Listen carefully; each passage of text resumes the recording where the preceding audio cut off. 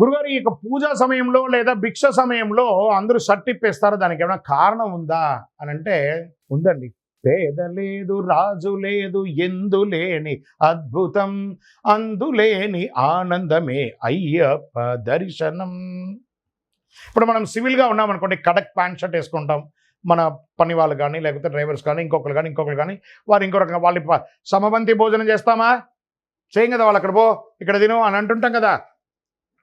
కానీ పావుల తులసి మాల వేసుకోకని ఇటు సేటు మాల వేసుకున్నా, డ్రైవర్ మాల వేసుకున్నా, పెద్దవాళ్ళ మాల వేసుకున్నా, తన తోటి వాళ్ళ మాల వేసుకున్నా ఒకరికొకరు నమస్కారం చేసే సంస్కృతి. పేద లేదు చిన్న లేదు, సమబంతి భోజనం చేసే ఏకైక దీక్ష ఈ ప్రపంచంలో ఏదైనా తన పేరును తన భక్తుడికి ఇచ్చి తనంతటి వాడిని చేసే గొప్ప దీక్ష ఈ ప్రపంచంలో ఏదైనా ఉందంటే అది అయ్యప్ప దీక్ష. కాబట్టి పూజ సమయంలో మేమందరం సమానం చెప్పి షర్ట్ ఇప్పేసి టవల్ నడుం కట్టుకొని చక్కగా సమబంతి భోజనం చేసే అన్నదానం చేసే ఒక పూజనే ఈ యొక్క అయ్యప్ప పూజ. అందుకని షర్ట్ ఇప్పడం జరుగుతుంది. శబరిమల అయ్యప్ప స్వామి వారి దర్శనానికి ఇప్పటి కాలంలో మేము ఎలా చేసుకోవాలి స్వామి? ఇప్పుడు TDB అంటారు, అంటే ట్రువాన్కోర్ దేవస్వం బోర్డ్ అనే ఒక దాంట్లో ఆ వెబ్సైట్లో వర్చువల్ క్యూ లైన్స్ ఆన్లైన్ అని చెప్పి డేట్స్ని ఇస్తున్నారు. రోజుకి 60,000 70,000 మందికి దర్శనాన్ని ఇస్తున్నారు.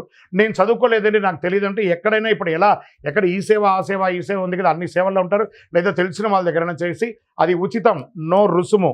ఆన్లైన్లో మీ ఆధార్ అప్డేట్ చేసి మీ దర్శనం టైం బుక్ చేసుకోండి. ఆ టైం ప్రకారం వెళ్ళండి.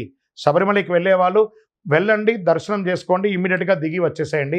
వెనక మీకోసం చాలామంది దర్శనం మీ తోటి వాళ్ళు కూడా ఉన్నారు కాబట్టి వాళ్ళ క్యూలో ఇబ్బంది పడకూడదు. మీరే 2-3 రోజులు అక్కడ ఉండి అందరికీ దర్శనానికి ఇబ్బంది పెట్టకుండా వెళ్ళండి, దర్శనం చేసుకొని వచ్చేసేయండి. ముద్రవడి గురుదండం అనేది ఈ యొక్క అయ్యప్ప దీక్షలో ఎప్పుడు ప్రదానం చేస్తారు?